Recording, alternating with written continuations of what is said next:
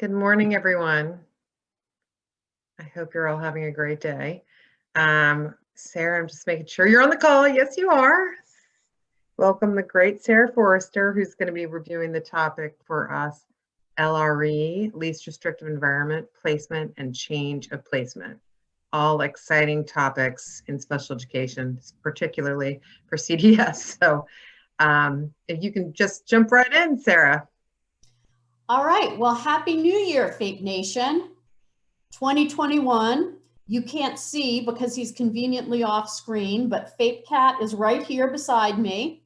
He particularly enjoys discussion about placement, apparently, so he has placed himself right in the line of fire here. And so any inappropriate noises, that's all him. All right, so the least restrictive environment and placement and change of placement. We're making progress down our chain, right? We started with child find, locate, identify, and evaluate. We talked about determining eligibility. Before the holidays, we talked about developing an appropriate IEP. And now your next obligation is to make a placement in the least restrictive environment. There is no way to underplay how important LRE is to IDEA. If you think back to week 1, I know it was like a million years ago and there were probably still leaves on the trees. IDEA itself was a response to children with disabilities being systematically excluded from public schools. And we talked a little bit about Park and Mills, the two major cases that paved the way for the IDEA, and how both of them were reactions to state statutes that said pretty much as plain as can be, kids with disabilities are uneducable. Kids with disabilities don't belong. They're not entitled to education like other kids. Another thing, if you're interested in this sort of information, there's a series of podcasts, things I missed in history class or things we missed in history class. They have an excellent one about the birth of IDEA. Very easy listening, a lot of good information. Anyway, there's no question that this right to be included is just fundamental. And it's a critical piece of the legacy of Brown versus Board of Education. If you think about it, Brown made the profound statement that when a state makes public education available, it's a right that must be made available to all on equal terms. And when they said that, what were they thinking about? Well, specifically, they were thinking about a system ingrained either by law or by custom that separated children based on no other reason than the color of their skin. What you're facing and what IDEA addresses is a more complicated issue, because while after Brown versus Board of Education, it wasn't that we didn't all know where children who were white and children who were Black went to school. We knew where they went to school, and we knew that they didn't go to school together, and that had to be fixed. And that was a hugely difficult process, and I don't mean to undermine it in any way. But if you think about it, if you think about the state of affairs prior to IDEA, children with disabilities, we didn't know where they were. In many cases, families, either from shame or after having been told by school administrators, kept their disabled children at home. Some of them were sent to institutions where there was no education provided. In other words, starting the IDEA process and the least restrictive environment requirements, it was all about kids that we didn't know how many and where they were, but we knew where they weren't. They weren't in public schools, and that's where they belonged. This other case, I think, puts it so well. The socialization process that takes place in the regular classroom, the regular ability and capacity to interact in a social way with one's peers. In other words, one of the things that public education does is that it helps us learn to all live together. Now, of course, if you watch the news of late, you might think that perhaps that isn't working quite the way we had hoped, but it's an ongoing process, and involving students with disabilities in the regular education environment is critical. So, IDEA's LRE requirement is crystal clear.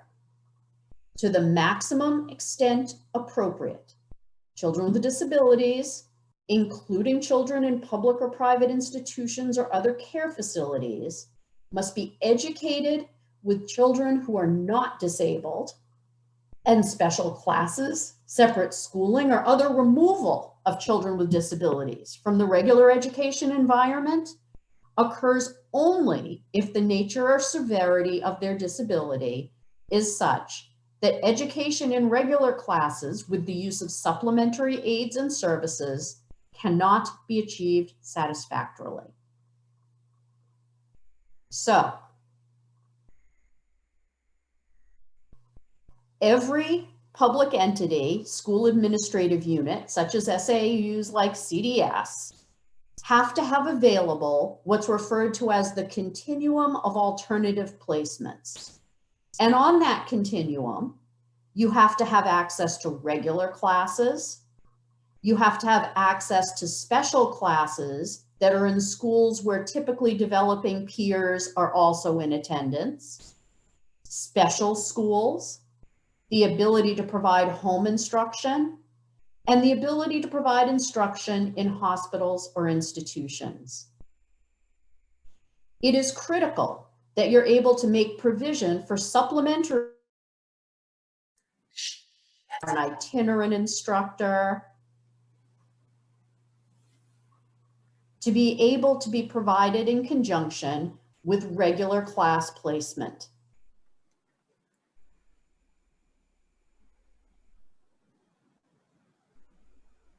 Muser continues, in determining the educational placement of a child with a disability, including a preschool child with a disability, each school administrative unit must. So let's just stop right there.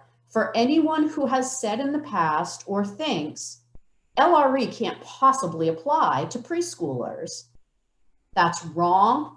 It's been wrong for a long time, but there it is in writing, right in Muser. LRE applies to preschool students. So what's required? First, the placement decision must be made by a group of people, including the parents and other persons knowledgeable about the child and the available placement options, and is made in conformity with the LRE provisions in Muser. Now, in Maine, the group that determines placement is the IEP team, which is a group of persons that include the parents, other persons knowledgeable about the child, and the placement options. Second, the child's placement has to be determined at least annually, is based on the IEP, and as close as is possible to the child's home. Third, unless the IEP of a child with a disability requires some other arrangement, the child is educated in the school that he or she would attend if not disabled.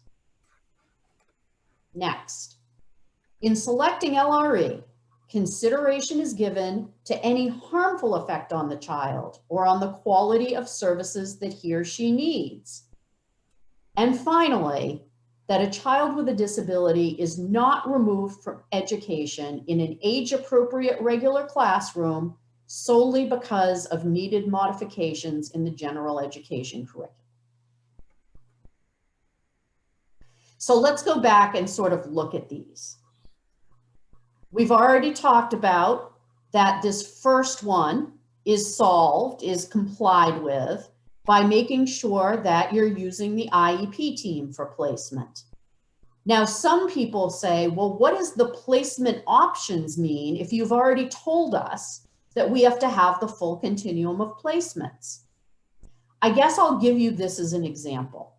When you think about all the school administrative units in Maine, every one of them has something that's a little different about the way they are able to deliver public education and thus a FAPE. Think of it even bigger. New York City. New York City is the largest school district in the country, and the special education lawyers that I talk to tell me that New York City takes the position that they can serve any child with a disability within that public school system. In other words, they have no need to ever use a private placement, what we would think of as a private special purpose school, because within the boundaries of their school district, they have a public school classroom that can deal with anything. Now, I don't know if that's true, but you can see why it would be different if you're thinking about all the possible variations in public school programming in a big school district like New York, as opposed to, oh, I don't know, Perry, Maine. So no, it doesn't mean that you can pick and choose among the curriculum and continuum of alternative placements. Of course, you have to have all the options available, but how you have them is going to depend on what resources your SAU, what CDS designs. Placement is determined at least annually based on the child's IEP and as close as possible to the child's home. Now, as close as possible to the child's home is oftentimes a complicated issue because you have to consider placements that are potentially available across what sometimes are large areas. CDS's regional sites have large areas that they cover. And so you might have to decide whether or not it's more important to have a placement that's closer, or there's a particularly good placement or a provider, and we'll talk about that distinction in a minute, but they're a little further away. So that's something that I've seen come up in the past with CDS. It's a little bit easier for the big school administrative units because they often cover a lot smaller a geographic area. But yes, particularly with young children, there's a very heavy hand on the scale for keeping them as close to their home as possible. The child is educated in the school that he or she would attend if non-disabled. This is the Forster twin rule that I often use with people. You picture that your child with a disability has a typically developing or non-disabled twin. Where would that twin go to school? Certainly, if you're in a school district where there's a public 4-year-old program, then it's very likely that that is where that non-disabled or typically developing twin would go to school. That's where you start. If you are not in a district that has a public 4-year-old program yet, and I know that some of the early childhood educators from DOE are on this call, so yet, in those cases, you would need to look at where neurotypical or typically developing kids in that school district go for preschool. And it's in those preschools where you would decide or start your LRE discussion. Consideration given to any harmful effect on the child or on the quality of the services that he or she needs. This is an age-old debate under IDEA, and big school special educators, if any are on this call, will remember some of these discussions. Basically, there's been a long debate about whether or not having a child in a more inclusive setting with a one-to-one aid stuck to them is actually more restrictive than having them in a less inclusive setting without having an adult attached to them. And I am not a child behavioralist. Heck, I'm not even a teacher. Well, okay, I'm a teacher when I'm doing this, but you know what I mean. My educator credentials are slim indeed, but it kind of makes sense, right? If you're a little kid, is it easier to engage with your age peers if there's an adult with you all the time? Or would you much rather hang out with this adult who's always with you? On the other hand, if you engage with your age peers in a setting where many of them also have disabilities, as opposed to your typically developing age peers, what, if any, impact does that have on the value of peer modeling? All of these are really complicated questions that they definitely do not want lawyers solving, but they're all questions that are ripe for you all to think about as you think about LRE. Lastly, not removing children with disabilities from education with their age-appropriate peers solely because you need to modify the general education curriculum. So regular educators have to be part of this process. There have to be relationships between the regular educators and their special ed peers, because so many things can be done in the regular education setting that will allow kids with disabilities, even little kids with disabilities, to stay with their age-appropriate, regular, typically developing neurotypical peers.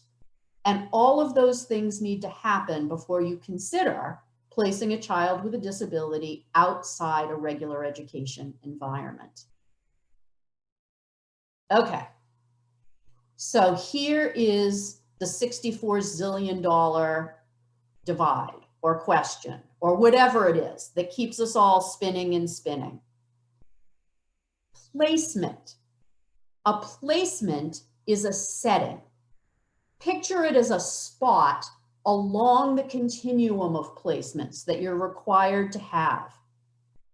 So, a classroom with typically developing peers, a classroom with only other students with disabilities, a classroom with a 2-to-1 ratio. See where I'm going with this? Now, the IEP team's job is to select and describe, essentially, the placement that's appropriate for this student. CDS's job as the SAU is to find a provider who offers a placement that meets the description created by the IEP team. So in other words, it's not the IEP team's job to decide whether a disabled child is in Mrs. Smith's classroom or in Mr. Lang's classroom. That assignment of a teacher, of a classroom, that's something that a school does for all children, children with and without disabilities. The key is that the IEP team has already decided that this student with a disability will attend English language arts along with his or her typically developing peers. And so if the 2 8th grade English language arts teachers are Smith and Lang, then the school makes that assignment. It goes the same way, even as you back down or back along the continuum of placements.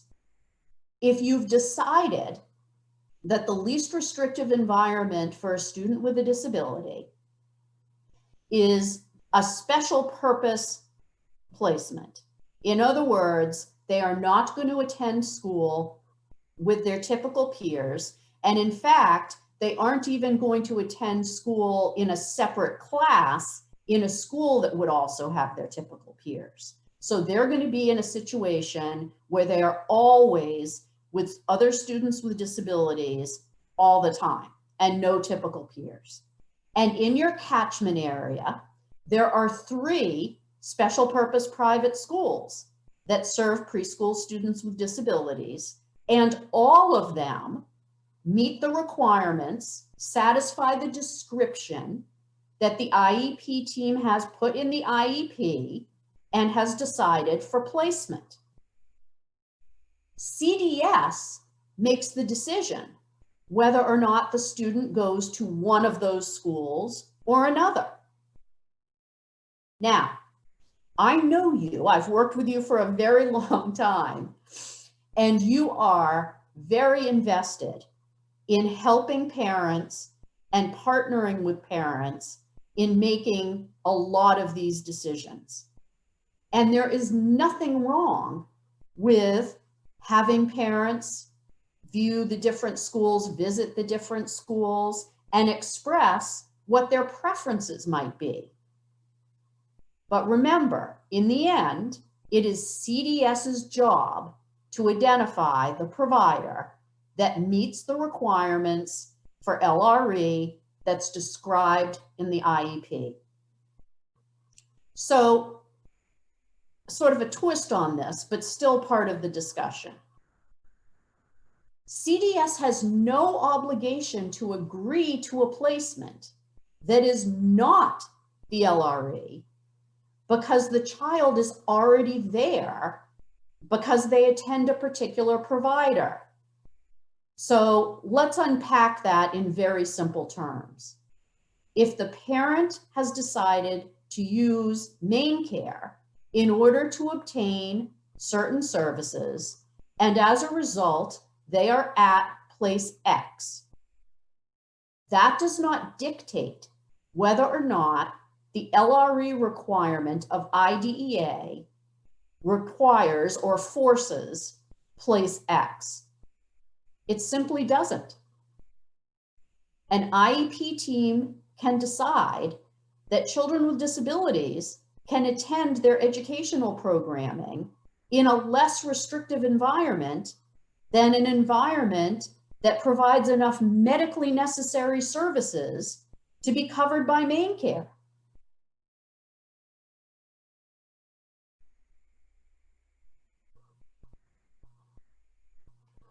So how do you go about making a successful placement decision?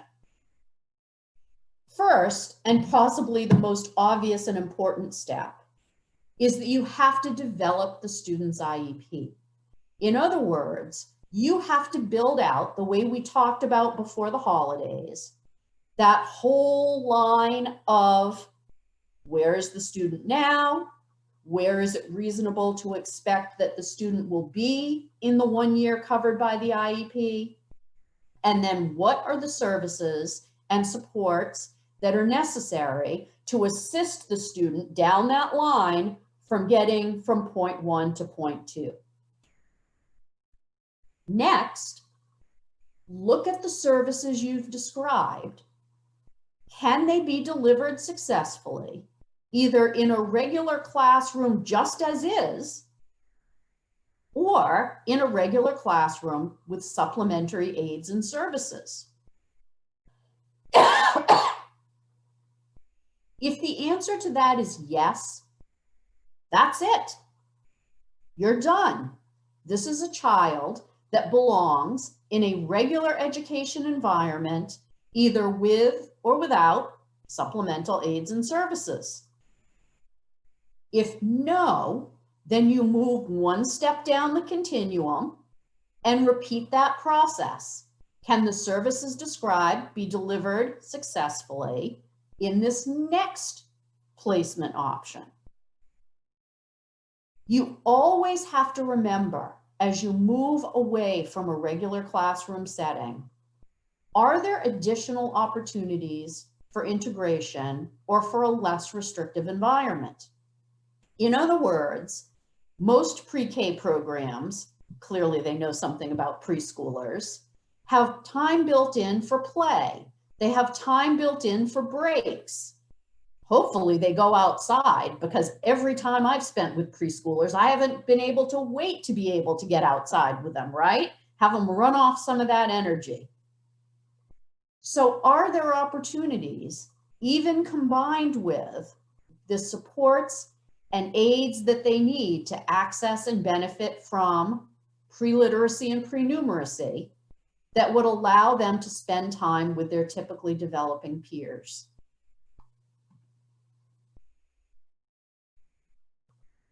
So there are actually a ton of cases out there about LRE. It is one of, obviously, placement, one of the 4 things: identification, evaluation, provision of FAPE, and placement, that can be brought as a due process and ultimately end up in federal or state court.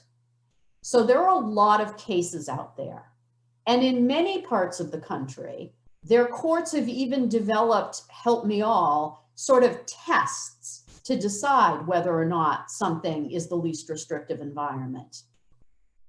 The good news, or bad news, depending how you think about it, is that the First Circuit, which is the federal appellate court that governs us here in Maine, has not fallen into this, we have a test.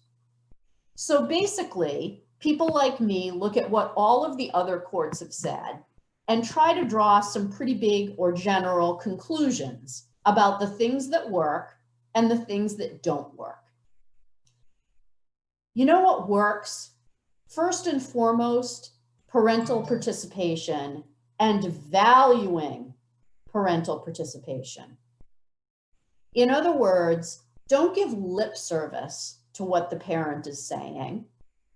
Engage them, ask them questions.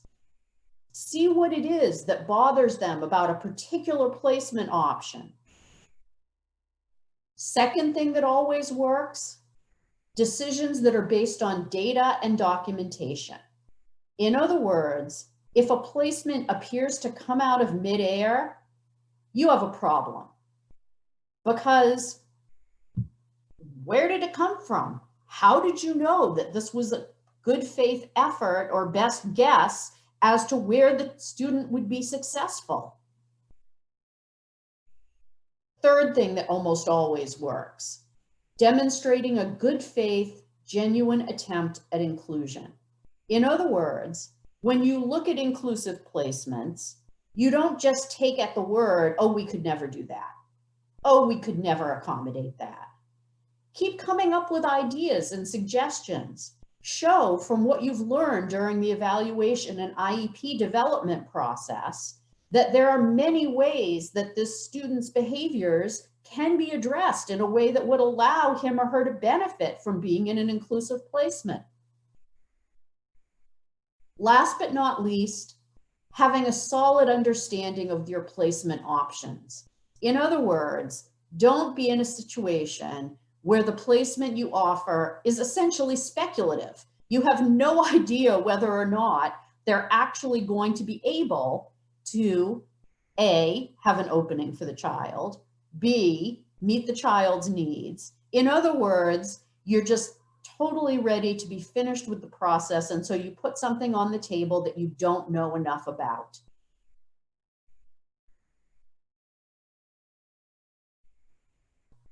What doesn't work?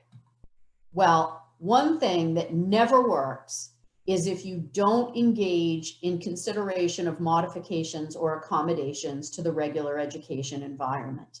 If you write off a regular education environment right off the top, you've already set yourself on a bad course when it comes to LRE.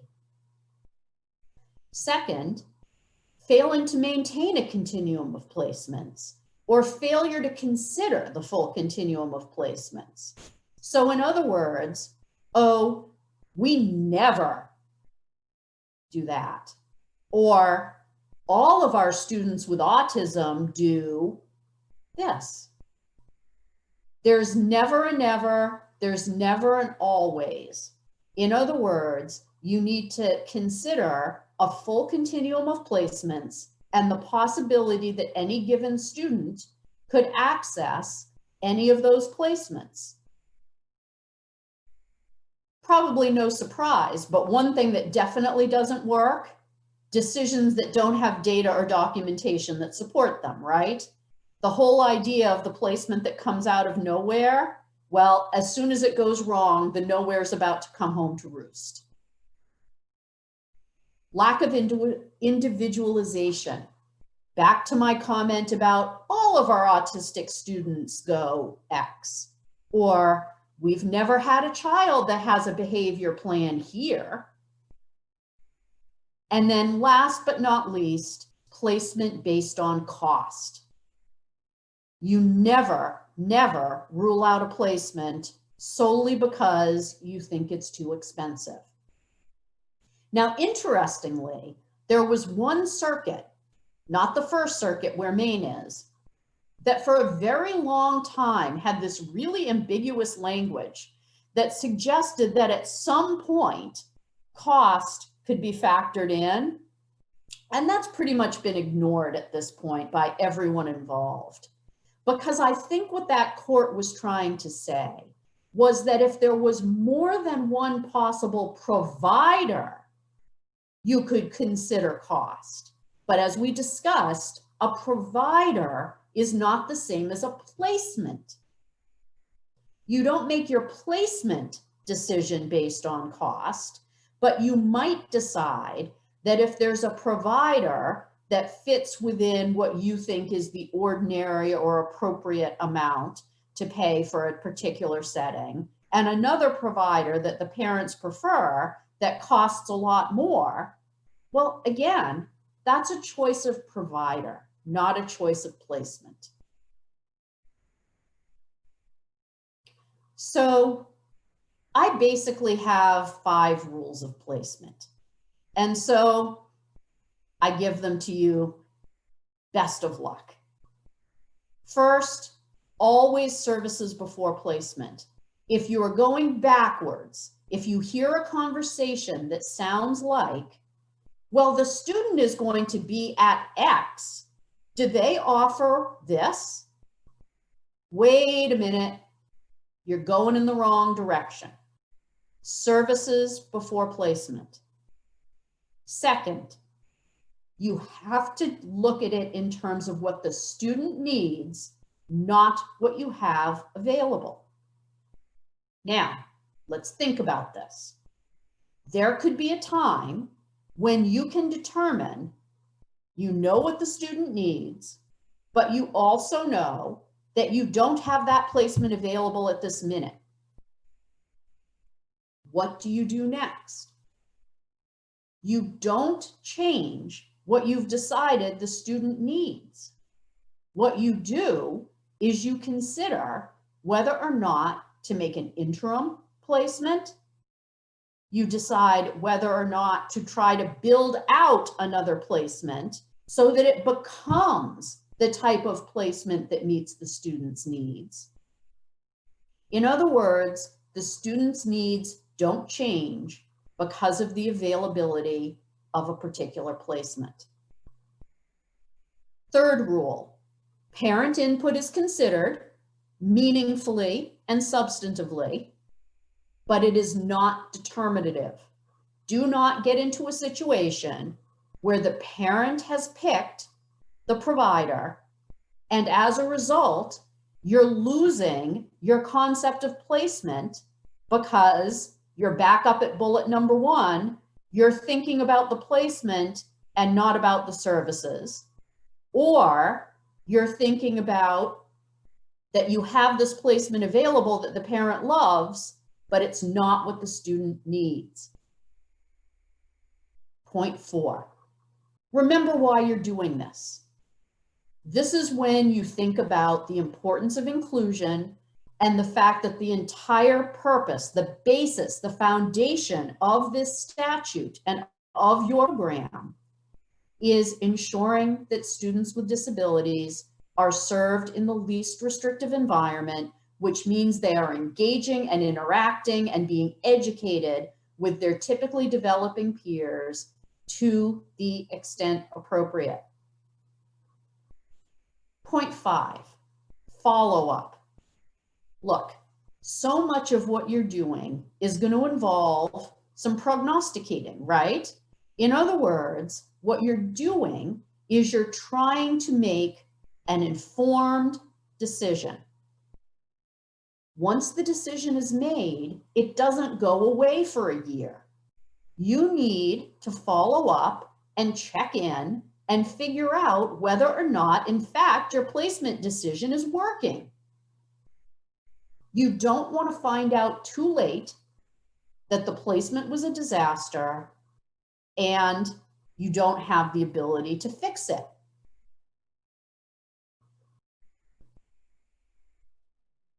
So, what happens if for some reason the parent, you as the SAU, someone thinks that there may need to be a change in placement?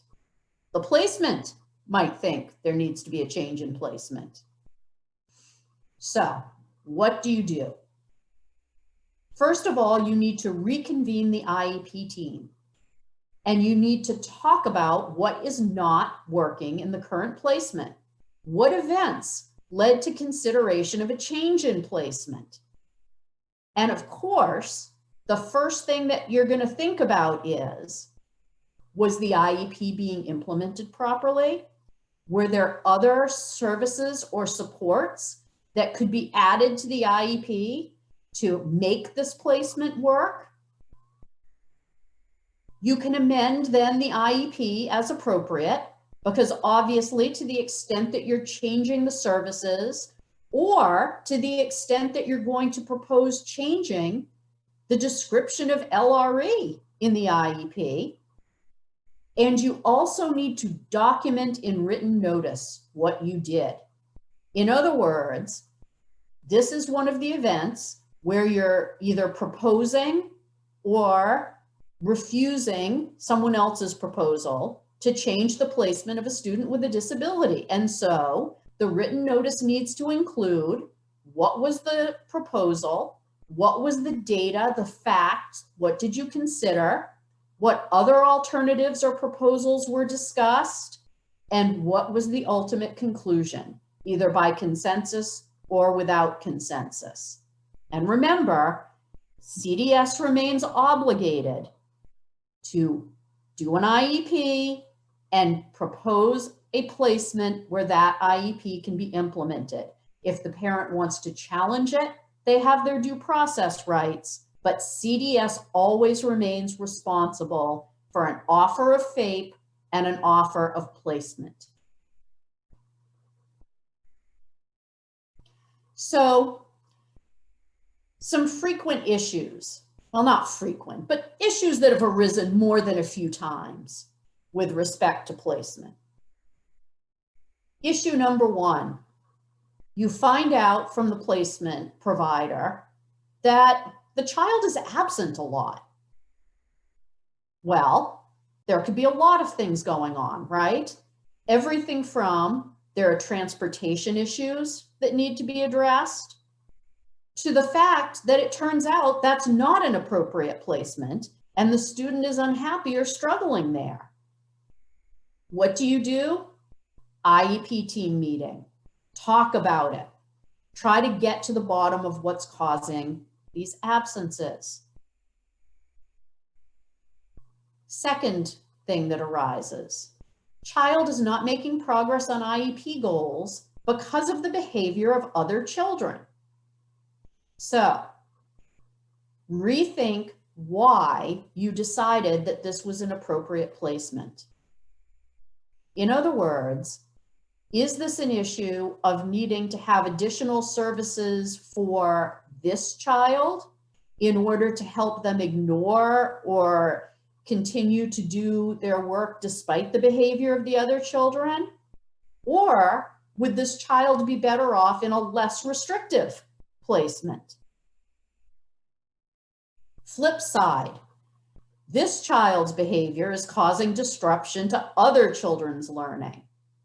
Now, it is true that the one thing that you can consider in making a placement decision that doesn't directly relate to the student is what the student's behaviors has as an impact on others. So, do you need to have additional supports for the student? Or is the student not appropriate for the particular placement that he or she is currently in? child is excelling and could be in a lesser restrictive placement. This should be great news, right? But the parent is happy with this placement. The teachers in this placement love the child because they're easy and, you know, just a dream to work with. Remember, the goal is to have children in the least restrictive environment. Sometimes that means moving children from a placement that is more than they need in terms of restriction. I'm sure you've never heard of this next one. A provider loses staff, and as a result, they can no longer provide the services on the IEP, or they no longer meet the description of the child's LRE. Well, obviously, if they cannot provide the services in the IEP, CDS remains obligated to provide those services. So you need to have an IEP team meeting and come up with alternative options that would make sure that the student receives all of the services in their IEP. If the provider no longer meets the description of the child's LRE, you have a slightly different problem. In other words, you can't maintain a placement with a provider that doesn't match the placement described in the IEP as the child's LRE. Finally, the provider tells CDS that the child simply can't return. So Erin will confirm that we're working on this issue at the state level in terms of how we are going to deal with providers that decide at any particular moment that a child is not appropriate for their program. But for now, the critical piece is that you need to immediately get an IEP team meeting together, confirm that your LRE statement remains correct, and then CDS needs to find another provider who can deliver that IEP and that meets the description of LRE.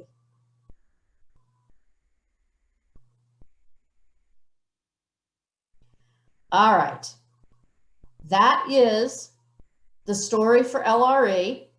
And because FAPECAT went on strike because he didn't like how basic and simple the codes were last year, you'll note that he's added what he thinks is a better one for 2021 involving his favorite snack. And Erin, I'm ready for some questions. Okay, perfect. Yeah, this is one that is really challenging because I think that at the heart of what we do, we want to support families and their preferences. However, Sarah, do you want to speak about what if a parent wants something that we haven't offered? So the parent wants what they want this placement, and we're offering something else. How do you, answer that? If you could answer how you would handle that. Well, I mean, again, as a lawyer, I'm probably the last person you want answering this question because the legal equivalent of tough nuts rarely solves these situations. But the reality is that your responsibility as CDS is to offer a placement and a provider, because often these are disputes about providers, not placements, not the one that they want. You have to offer one. Now, the reality is that for many, many, many, many providers in your communities, you're willing to work with them. In other words, I've never noticed CDS to be ignoring available providers. But no, there will be times that the parents will want what they want, and you will have to say to them in the calm, polite, effective way that you do, as opposed to the antagonistic, obnoxious way that others of us do, that that's not how the system works, that we've considered what you like about the placement, that we've considered what you've said your child's needs are, that are either effective or ineffective in this placement. But no, that's not what you're offering.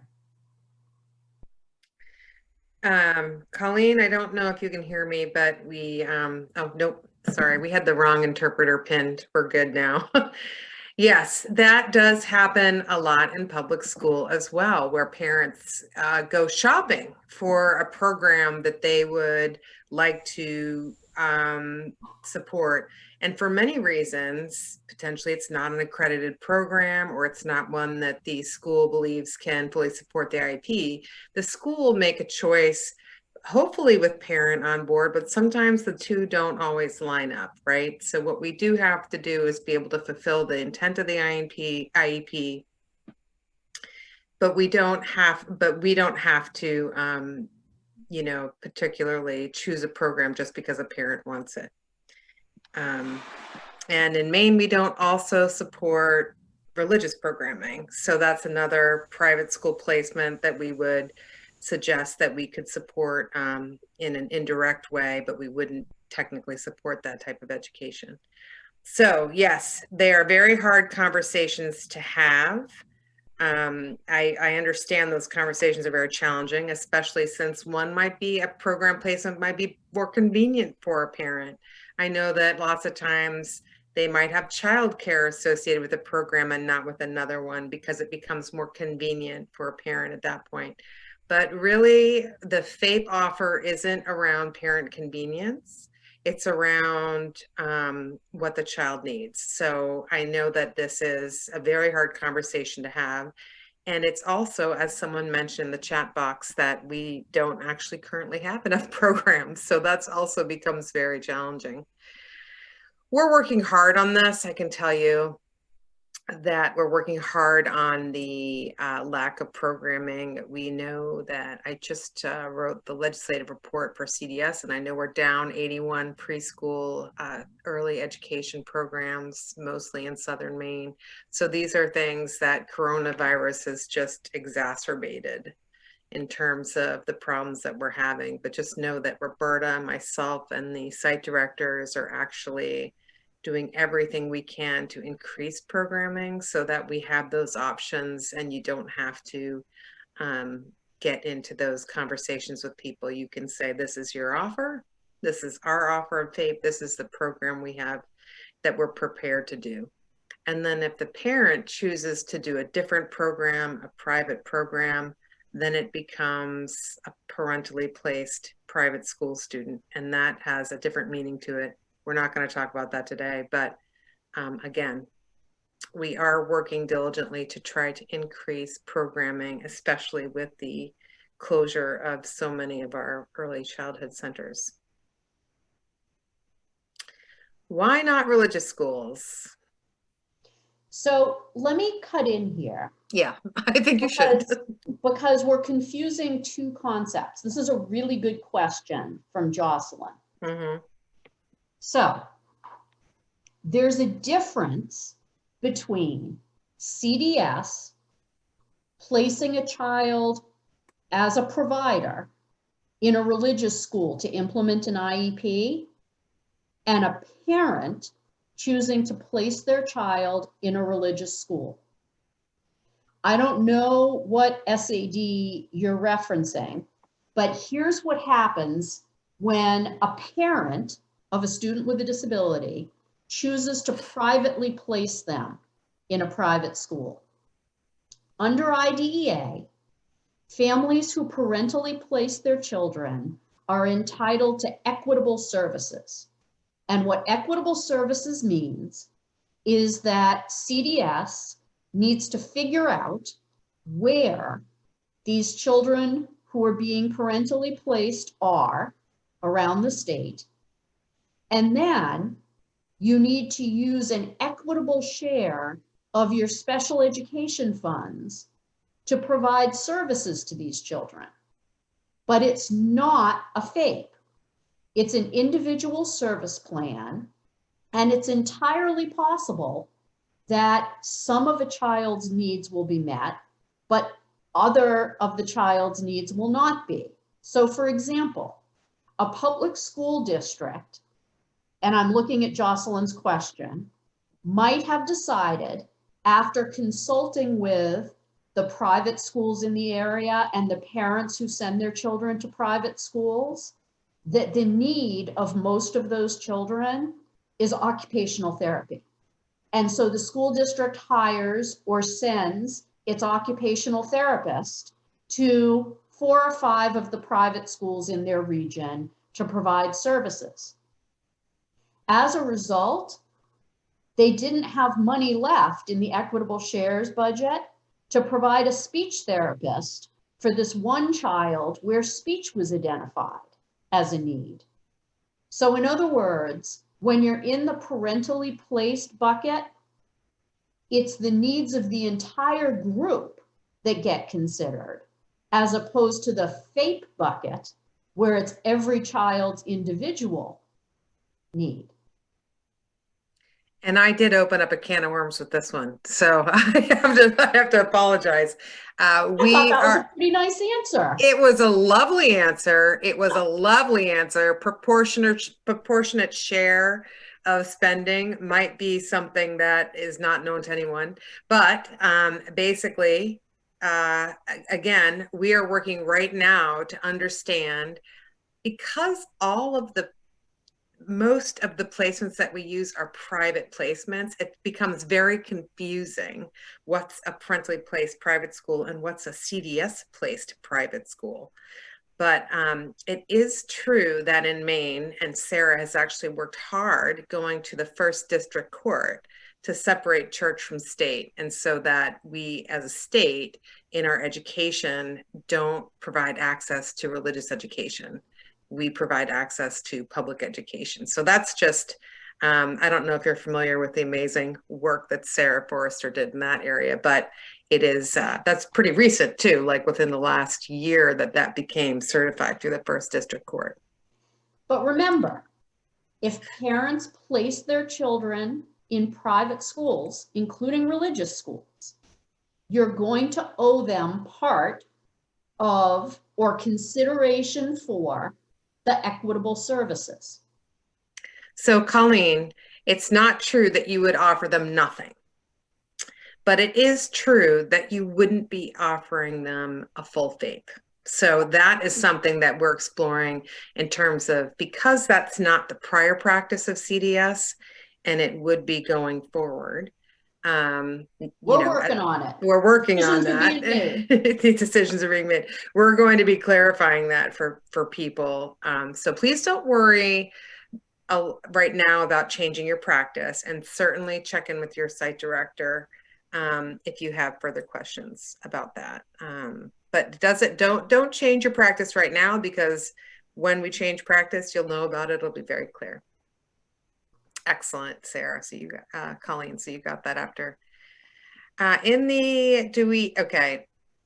Someone asked if during COVID, the child is pulled from the program. So this is very similar to public school right now.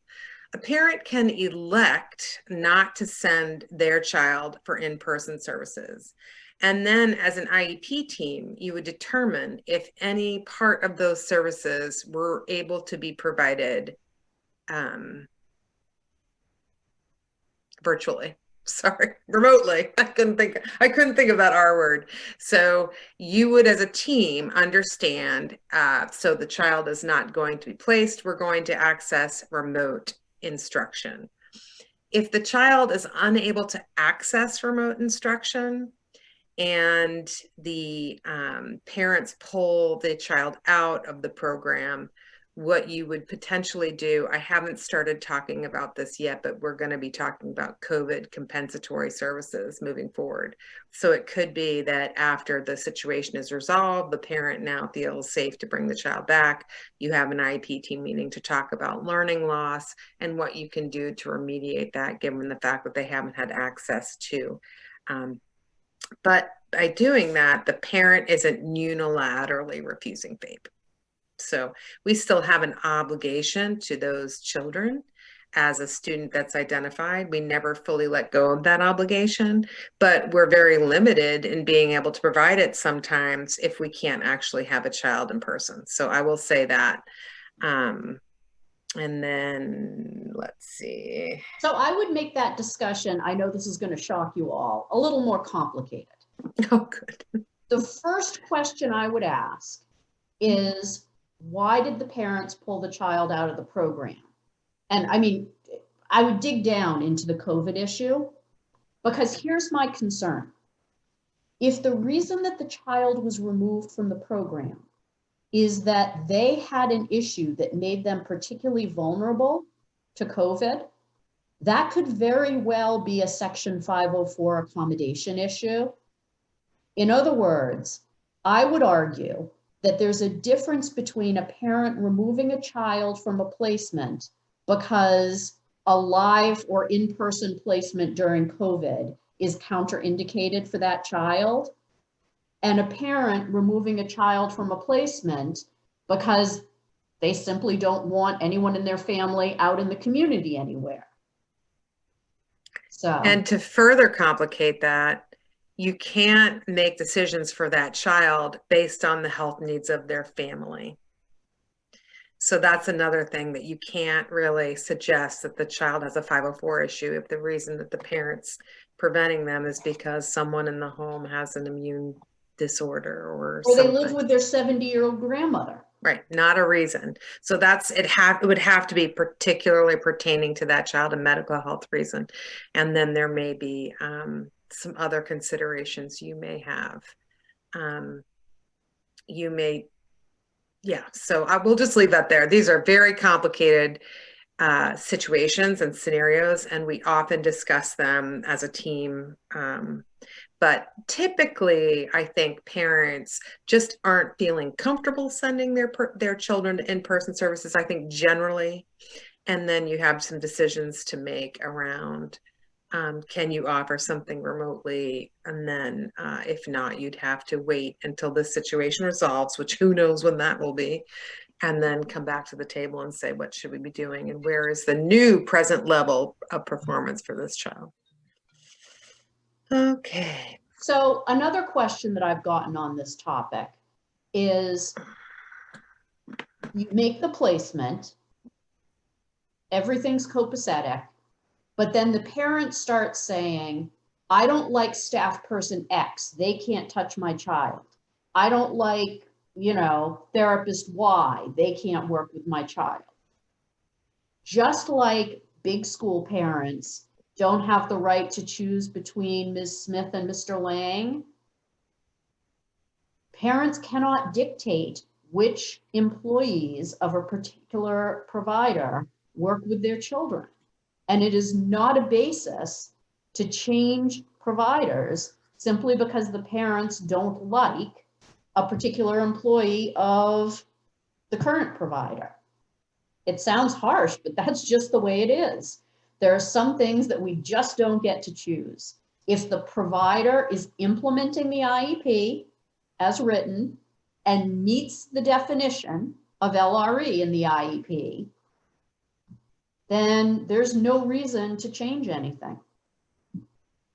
Someone asked, I thought CDS didn't provide 504 services. 504 is not a service, it's an accommodation, and anything that receives federal funds has to be compliant with an educational institution, I should say, should be compliant with the Americans with Disability Act and 504. So that would be an accommodation. An accommodation might be that a person has a visual impairment and they need colored tape on the stairs to be able to understand how to walk down the stairs. So that would be an accommodation. And we can't deny people with disabilities those accommodations in CDS. Erin, I think I know what Sue's talking about. Way back at the beginning, when I was talking about being eligible for CDS services, I pointed out that in order to be served by CDS, you have to meet the definition of a child with a disability under IDEA. In other words, simply needing a Section 504 accommodation does not make you eligible for CDS's services, because That's right. CDS serves children with disabilities under IDEA. However, if a child with a disability under IDEA also has a 504 need, like there's a medical contraindication about them being in a public setting during COVID, you're responsible for dealing with that because the child is already eligible under IDEA. Oftentimes people have a 504 plan and an IEP. It's very common in 5 to 20. And so, yeah, I think that CDS doesn't do a lot with 504, however, historically. So chalk that up to more information we might need. Please Well, go. and it also depends how, right, 504 applies to all public pre-Ks. Yeah. 504 applies to CDS. In other words, let me think of, suppose CDS is going to have a meeting at the office, and in order to attend the meeting, the family needs assistance from an interpreter. That's a 504 accommodation. That's an ADA accommodation. In other words, you aren't immune from those other laws. The fact is that you don't often have to use them because most 504 needs that you're seeing get embedded in the IEP as part of special education and related services. But no, don't tell people that CDS doesn't do 504. Yeah, please don't use that language.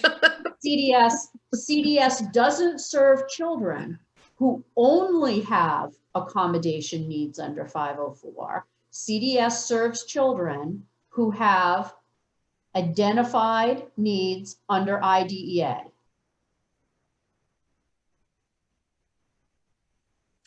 Um, 504 accommodations, you're correct, Bobby Joe, that many of the accommodations are already embedded in the IEP that would be available in a 504 plan. Sometimes you need to have both, especially if there is a particular medical reason that the 504 is dealing with that doesn't necessarily have to be embedded in the IEP. In my experience, you might have in your accommodations an attached individual health plan, and that would be an accommodation under 504.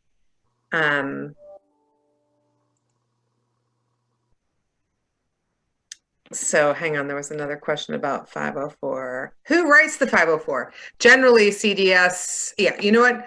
Let's table the 504 conversation because we're going down the wormhole of who does it. We will get you more information about how a 504 intersects with CDS. It does not occur very often. So don't worry about writing a 504 plan. We'll get you some more clarity on how you might interface with that. So for a child who is only eligible for OT and PT services and not eligible for speech or SDI, then what do we do? So there's OT and PT are not standalone special education services that you can have.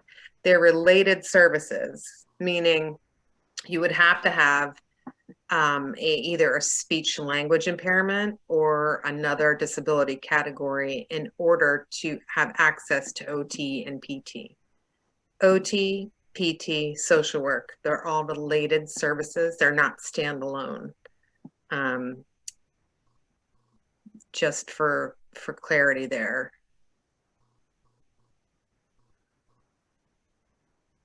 When do accommodations get to an extent that the child should have an IEP? An IEP, Allison, is specially designed instruction. It's not accommodation. The accommodations are what help you access your free and appropriate public education.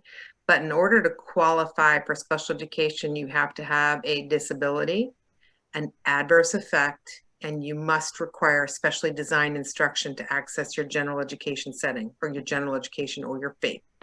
So accommodations are not instruction, just so you know. A medical condition would be in a health plan. It would not necessarily, the medical condition might not be spelled out in the IEP. The health plan is different than an IEP because you're actually providing medical service there. All right. Okay, so a child with severe physical functional disabilities and has no cognitive or speech needs would be, I would think that there would be a disability categorization that would fit for someone with a severe physical disability, such as an other health impairment is a category where you might see someone who has brittle bone syndrome, or not necessarily something that's going to impact cognition and learning, but it's going to impact physically. So that would be, you would be looking to support a special education categorization based on the physical impairment. Allison, I hope that clarifies.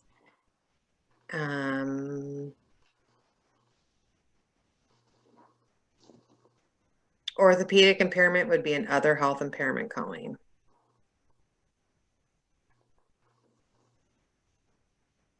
When would we use ortho impairment as eligibility if PT is not standalone?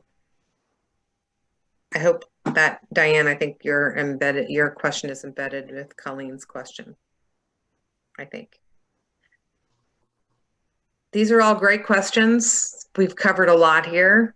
And I know that right now it's very challenging finding placements. So we appreciate all the work that you're doing to do that. Just know that we're working very hard on increasing our placement offerings, especially in Southern Maine, where we've lost a bunch of placements. I think that that's good. I think that we're done. Now, Sarah, do we have another training, or is this the last in our section? Oh, this is not the last. Oh, good. We're not done yet, Erin. Well, I'm so thankful to hear that. Cards. So exciting. Next week, it's so at this very bat time on this very bat channel, we are going to review the procedural safeguards, otherwise known as the document that not a one of us understands. Oh, I love procedural safeguards. And did you know they're available in 8 languages on our website? Just so you know. Wait. It is not next Monday. I made the same mistake again. I keep trying to schedule something on the King holiday, which everybody knows is not, you know what I mean. Oh, that's right. No one will be here next Monday because there's a glorious 3-day weekend for all. Well, Faith Cat and I will be here next Monday, but we just won't have any audience, which is probably best. Anyway, so the 25th, 14 days from today is when we are going to tackle the procedural safeguards. Procedural safeguards are very important. Make sure you hand them out whenever you see somebody walking down the road. Just hand them freely. The other thing to consider, Erin, is whether or not you want to, and site directors, is whether or not you want to extend that invitation to the Part C people, because as you know, Maine uses the Part B procedural safeguards for Part C. Now, that's a little difficult because some of them don't apply, but well, certainly it's great information for all of us to have. So we'll go ahead and extend everybody should be handing out these notices of procedural safeguards. Seriously, we really all should be giving them to everybody every day as a reminder that we all have procedural safeguards. I was actually thinking about that, you know, when I get general questions in the AG's office. No, I can't help you, but here, have some procedural safeguards. That's a great idea. And can I just ask a follow-up? I know there were a few more in here about the OHI, if it's a medical, somebody had said muscular dystrophy. If OTPT and Ed Tech are on the plan, I get you can use OHI for the disability. What is the special purpose? What is the special education service that goes on that plan if an Ed Tech is an accommodation or supplemental aid, and an OT and PT are related services? What is your special ed service on your plan? Very good question. As you know, it is an IEP determination, but your special ed service could be consultation. Gotcha. Okay. Yeah. You know, a lot of times people do have lagging skills if they have a significant physical impairment because they're not able to access instruction to the level that other typically developing people are. So there typically might be some instruction that you provide, even if it's not cognitively based, but kind of a lack of access based. But that is a special education service that you can put on the IEP to support related services. And I don't hear Roberta speaking up. She might have stepped away, but she would be objecting. So yes, that is something that happens. There also might be functional needs of a child. Thank you, Roberta. There might be functional needs, which would again be instruction. Correct.